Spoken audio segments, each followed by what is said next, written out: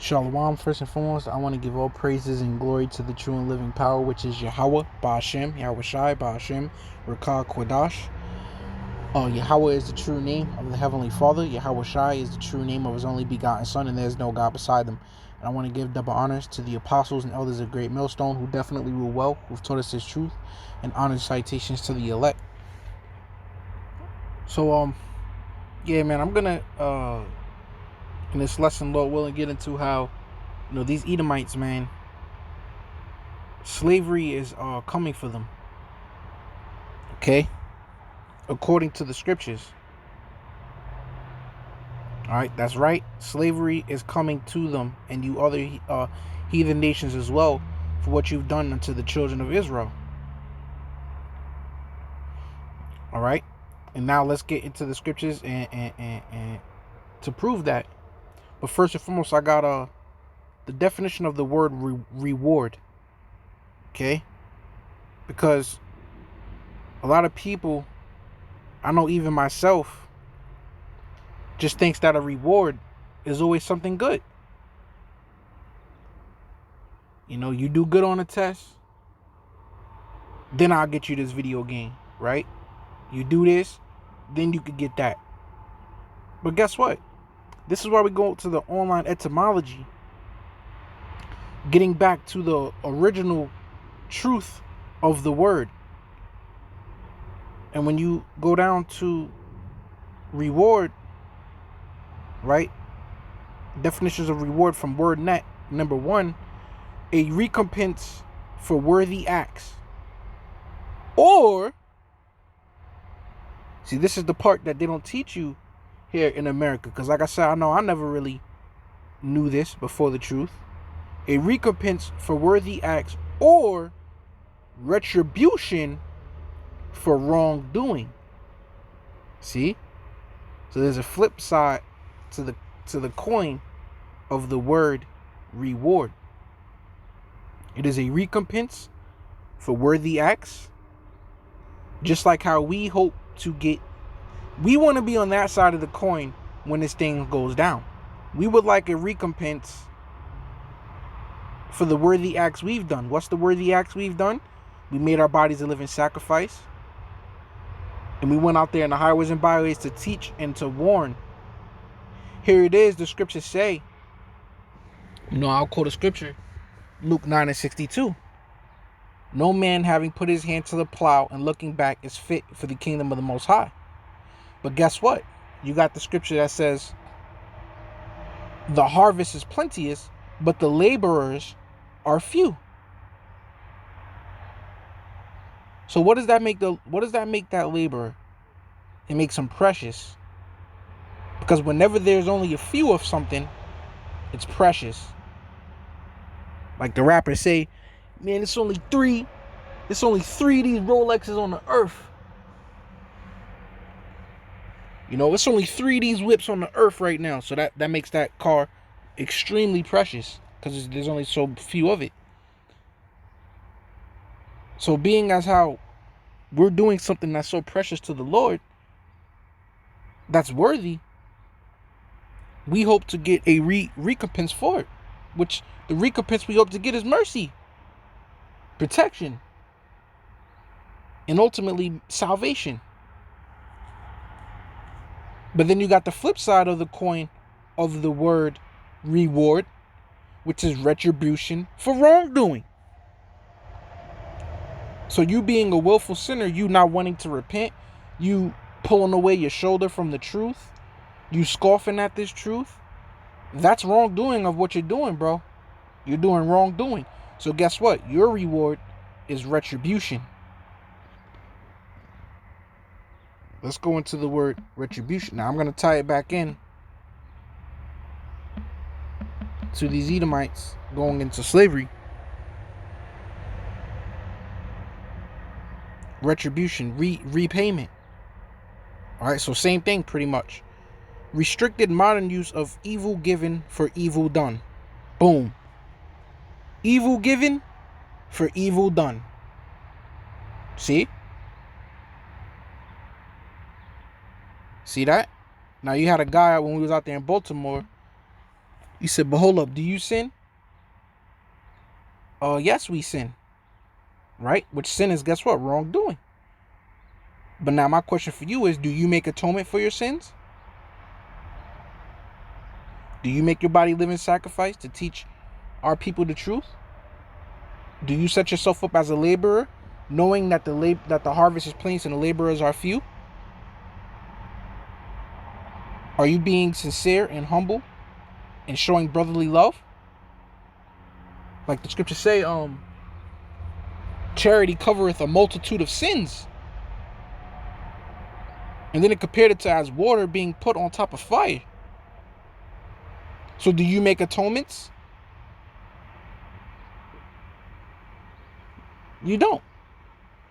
You don't even rehearse the righteous acts, man. And first and foremost, are you covered by the blood of Yahushua as the sacrificial lamb without blemish? All right. So that's why we hope for all the things that we do that we can receive that recompense for the worthy acts rather than retribution for wrongdoing. So this is because we gotta really, I know myself, man, starting myself, gotta really know that definition of the word reward like the back of my hand, because a lot of these so-called Americans, man, my guess is they don't know that a reward isn't always something good. No, you can get a bad reward. Proverbs 15. Oh no, maybe Proverbs 22, 15, real quick as well. Let me see real quick. That's why Proverbs 26 and 10. The great power that formed all things. Whoo! That's a cut. To Tazariot. That's a cut, man. He formed all things. So then did he turn around and forget? You see, I hate talking like that, man. I really honestly do, man. With these hypothetical situations,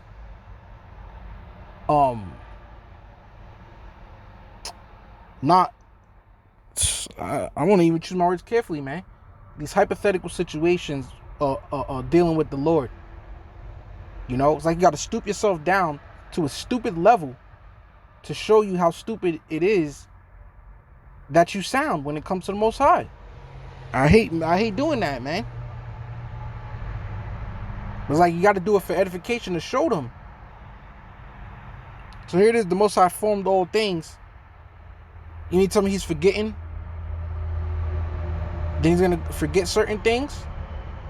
Like as if he forgot where the remote is or something, man. Lord ain't forgetting that. Lord knows everything that he formed, man. That's another topic. It says the great power that formed all things both rewardeth the fool and rewardeth transgressors. See? So what you think the reward of a fool is? Is it recompense for a worthy act? You know, or is it the retribution for wrongdoing? But a recompense for a worthy act can also be you're worthy of the punishment that you get. So essentially, ultimately, man, you're getting a bad reward. The reward of a fool is a bad reward. It's not going to be good. It's going to be retribution rather than a just recompense. Right? So let's get to Revelation to show you Edomites was going to slavery, man. Now, knowing this, are we to serve a God like that? Hell yeah, man. Okay? Don't get mad at me because what the Lord's about to do to you. Don't get mad at me. All right? That's on you. This is Revelation 18. Right? Let me get to the point so I can and the soft was getting kind of long. It says, and he cried mightily with a strong voice, saying, Babylon the Great is fallen. It's fallen. Now, Apostle Tahar did the lesson of even the so-called white woman that knows these so-called Christians are beginning to see that America is Babylon the Great. They're starting to admit it. All right, so at least we know that Babylon the Great makes the job easier. Babylon the Great is fallen, and has become the habitation of devils, and the hold of every foul spirit, and the cage of every unclean and hateful bird. This is going into when this place is destroyed and nuked by thermonuclear missiles, and how it's going to be left nothing but a desert, to where all these different desert creatures are going to come here, and they're going to live here, right in dusty, warm, toasty sand. Right, verse 3. For all nations have drunk of the wine of the wrath of her fornication, and the kings of the earth have committed fornication with her. Who's that talking about? Come on, man. You know that. So stop playing, man. You know that's talking about the United States of America, man. Come on. First and foremost, with the democracy, every single nation has a form of democracy. It may not be to where your average peon knucklehead could vote, but nonetheless, it's a form of democracy where they keep it up among the higher ups. Every nation has a form of democracy, man. Every nation is beginning to accept LGBT. Every nation is beginning to make all these women rights. Well, and that's all because of America, man. Amongst other things, suit and tie. You got a bunch of Chinese people wearing suit and ties, man. Come on, when did that start? You know you wasn't wearing that. You rock the suit and tie because that's what the so-called white man wears. At least them Arabs out there in Saudi Arabia, they keep their clothing. All right, but even they're straying away from their ways. And then when they come over here, forget about it, man. They start celebrating these American holidays. Had a damn Arab telling me what's going on with trick-or-treating that year. I was testing on, like, oh, you celebrating Halloween this year? I said, no, you taking kids trick-or-treating this year? I wanted to see what's good. You Americanized? See, and that's why they got the term Americanized. When you go to Jamaica, you don't hear them say, yo, are you Russianized? Are you a Puerto Ricanized? No. You say, you Americanized.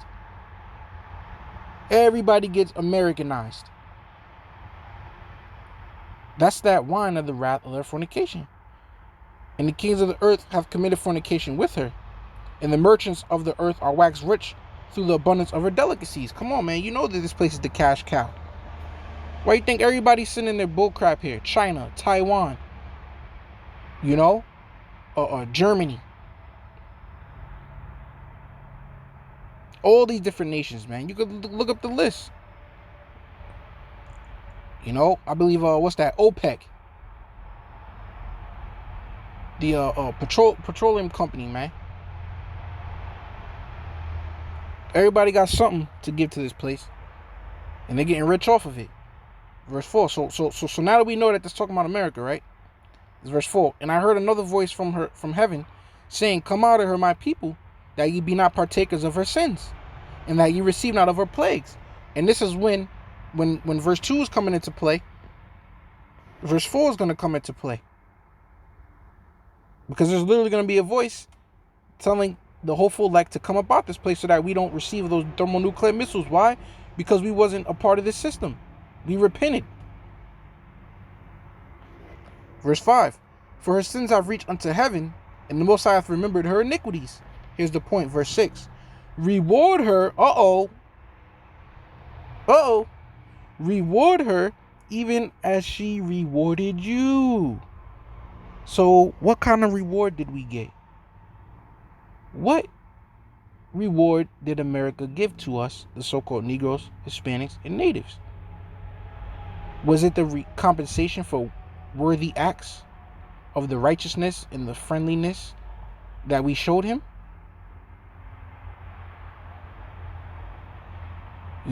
Or was it the retribution for all wrongdoing type of reward? Okay? You gave us the bad reward. For the kindness that we showed you, you gave us a bad reward. So because you did that act of wrongdoing, guess what your reward is going to be? You're going to get retribution for wrongdoing. So the same reward you gave us, the slavery,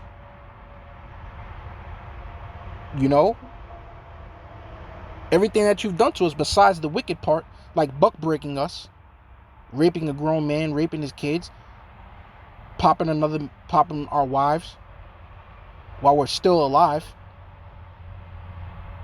separating families, making us pick that cotton, man, whipping our backs if we didn't pick enough amount. Those rewards that you gave us, guess what? Reward her even as she rewarded you. Now you people admitted that Babylon the Great was America. Who runs America? Whose country is this? Whose country is this? This is the so-called white man's country. You got South Park. South Park made a parody song of Mr. Garrison, which I grew up on that show, man. So I know like the back of my hand, man. When my mother got it for me, man, I was like in the second grade. She thought it was cartoons. She didn't even know I was watching some crazy ass show. So I got way older. So I know that. So I know that show. But you got this guy, Mr. Garrison.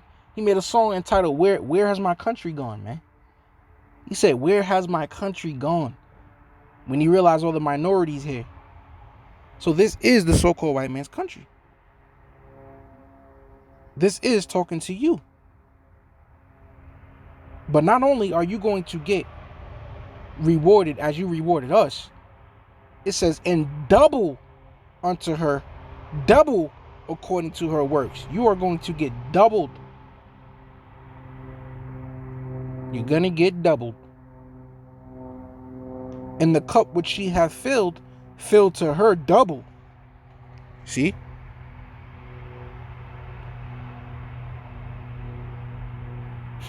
All right.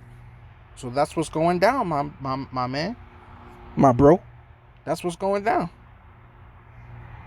We are going to reward you as you have rewarded us, which is slavery. So Lord was edifying, and I'm going to say shalom.